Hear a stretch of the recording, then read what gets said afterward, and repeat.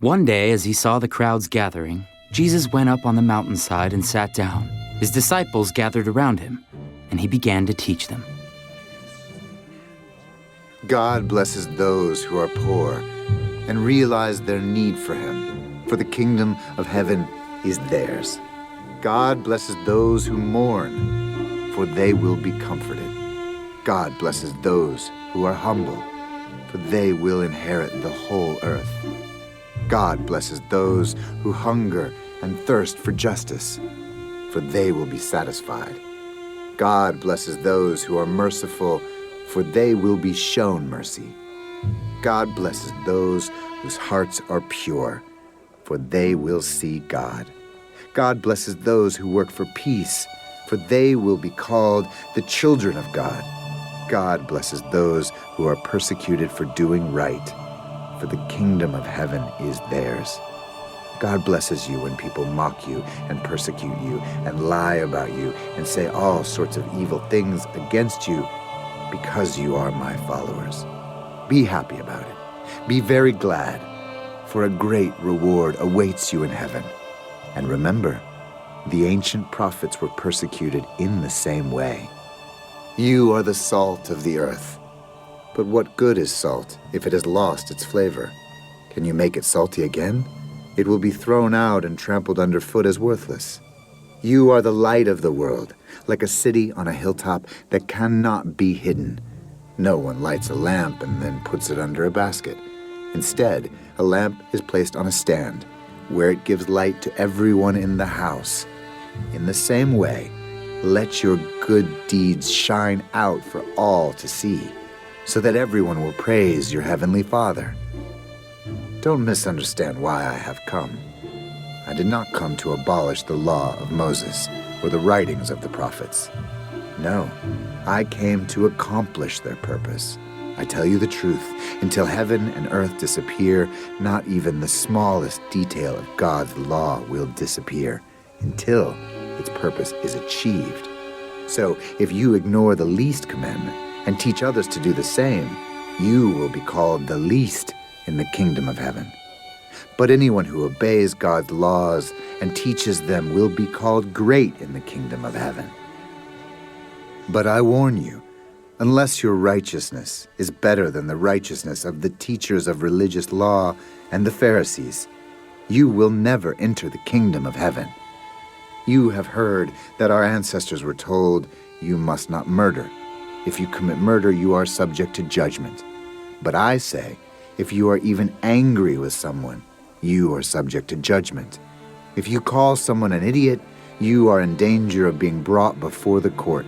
And if you curse someone, you are in danger of the fires of hell. So, if you are presenting a sacrifice at the altar in the temple and you suddenly remember that someone has something against you, leave your sacrifice there at the altar. Go and be reconciled to that person. Then come and offer your sacrifice to God. When you are on the way to court with your adversary, settle your differences quickly. Otherwise, your accuser may hand you over to the judge, who will hand you over to an officer, and you will be thrown into prison. And if that happens, you surely won't be free again until you have paid the last penny. You have heard the commandment that says, "You must not commit adultery." But I say, anyone who even looks at a woman with lust has already committed adultery with her in his heart. So if your eye, even your good eye, causes you to lust, gouge it out and throw it away. It is better for you to lose one part of your body than for your whole body to be thrown into hell.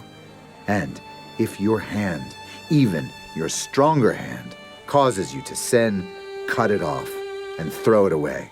It is better for you to lose one part of your body than for your whole body to be thrown into hell. You have heard the law that says, a man can divorce his wife by merely giving her a written notice of divorce. But I say that a man who divorces his wife, unless she has been unfaithful, causes her to commit adultery. And anyone who marries a divorced woman also commits adultery.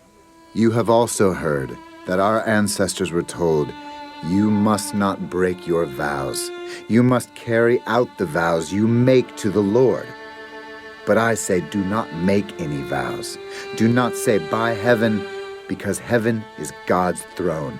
And do not say, by the earth, because the earth is his footstool.